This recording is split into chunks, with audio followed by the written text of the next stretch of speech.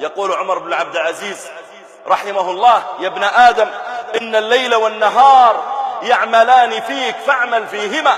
يعني هما يأكلان من صحتك، يأكلان من وقتك، يأكلان من مالك، فاملأهما قبل أن يرتفع إلى الله، املأهما بالخير.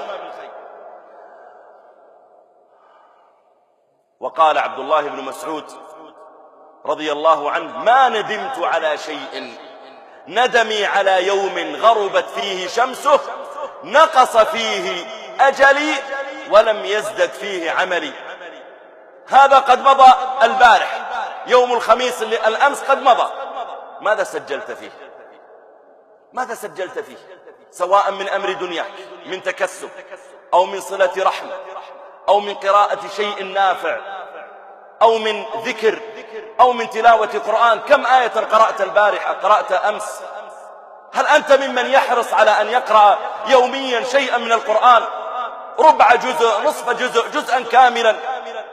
هل تحرص على أن تجعل لك برنامجا ساخنا في مثل هذا؟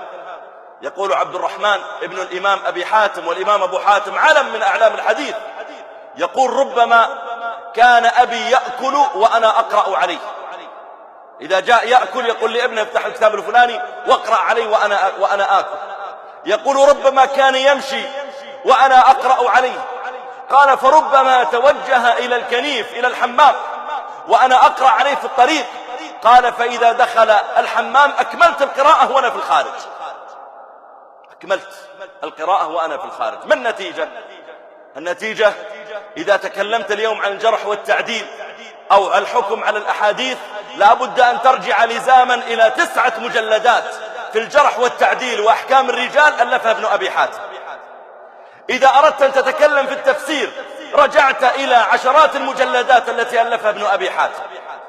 إذا أردت أن تتكلم عن السند وأحكامه رجعت إلى المجلدات التي ألفها ابن أبي حاتم. هؤلاء أقوام تمضي أعمارهم كما تمضي أعمارنا، يأكلون كما نأكل ويشربون كما نشرب ويمشون في الأسواق، لكنهم قوم استثمروا أوقاتهم فلا تذهب عليهم سدى.